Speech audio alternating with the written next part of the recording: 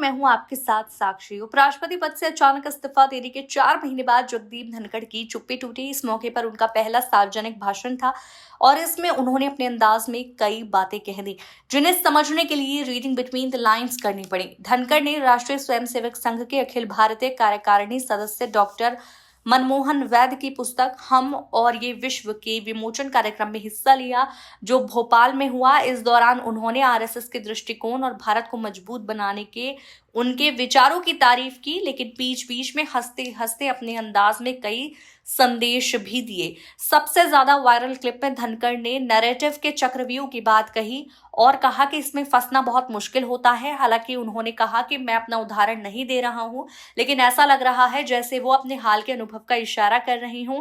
उन्होंने स्पष्ट किया कि इस पुस्तक पर बात करते हुए उन्हें संकोच नहीं होना चाहिए और भगवान करे कि कोई इस तरह के चक्रव्यूह में फंसने ना पाए। धनखड़ ने एक और बात कही जो वायरल हुई। कार्यक्रम के दौरान जब उनके स्टाफ ने हल्के अंदाज में याद दिलाया कि उन्हें फ्लाइट पकड़नी है, धनखड़ ने कहा कि फ्लाइट पकड़ने की चिंता से मैं अपने कर्तव्य को नहीं छोड़ सकता। उन्होंने इस बात को अपने हाल के अनुभव और हाल के इतिहास के उदाहरण के रूप में बताया।